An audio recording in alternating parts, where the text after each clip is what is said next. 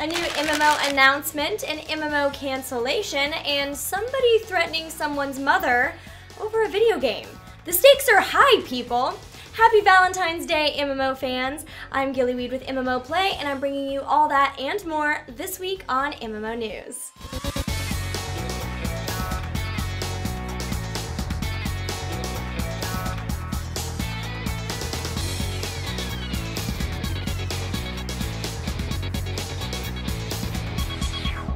It seems that tabletop D&D is coming to the PC, as InSpace and Digital Extremes announced Sword Coast Legends this week.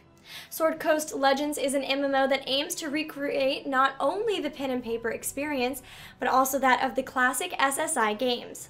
The game is being created with the participation of Wizards of the Coast and will use the 5th edition Dungeons & Dragons rules. Gamers can play solo, join with friends in a co-op mode, or play as a dungeon master who creates their own adventures. The online RPG will feature 5 playable races and 6 unique character classes to choose from. While the game promises an immersive experience for the solo player, it's definitely the DM mode that will keep players coming back. And RPG gamers of all types should be excited.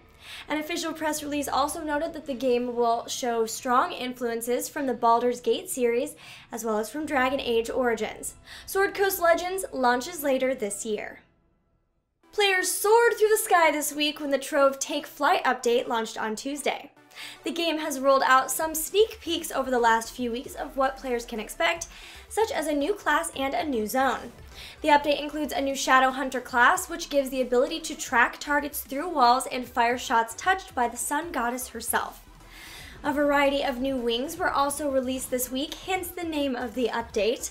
Players can acquire these by hitting Mastery level 20 and getting a rare loot drop. You can also now explore the Radiant Ruins, once the stronghold of the mighty Sun Goddess. Venture into this world through a special portal and gather new treasures to aid you in your journeys. Finally, the new profession Rune Crafting gives would-be scribes the ability to craft special blocks, rare and discontinued styles, and magical tomes that increase the rewards of adventuring. What do you like most about the newest Trove update? Let us know in the comments section below.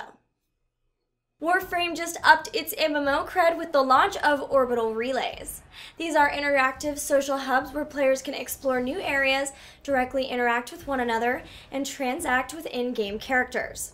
The Orbital Relays are the main chunk of content and the latest 337th update for the sci-fi action RPG. They are open first to Prime Access supporters, founders, and Mastery rank 10 and above 10 for stress testing. PC players have open access to all relays. Where are the currently available Warframe relays? The Hangar, the Void Trader, Syndicate Enclaves, Darvo's Market, and Mission Control. In the Void Trader, for example, players will encounter the mysterious Baro Kai-Tier in the concourse on relays around Mercury, Saturn, and Pluto.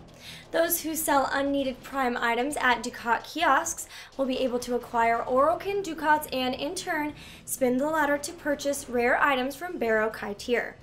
Meanwhile, in the Syndicate Enclaves, players may pay a visit to the Syndicate leaders in the area. These leaders will expect you to pay respect in the form of Syndicate medallion gifts that can be collected while running Syndicate missions.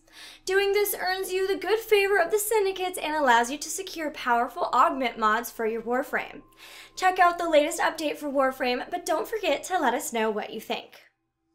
A War Thunder issue that has recently arisen proves that connecting you to virtual worlds doesn't always protect you from global issues.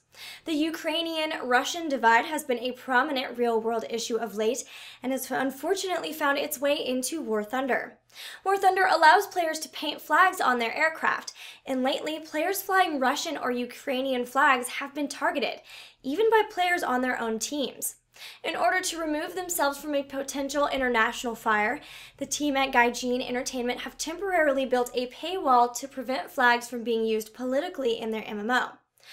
From here on out, if you want a flag on your aircraft, it'll set you back around $3.50. Hopefully it'll make players think twice about misusing them.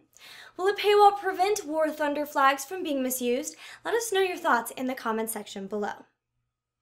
The Amazon Fury Part 2 downloadable content was unleashed in DC Universe Online this week.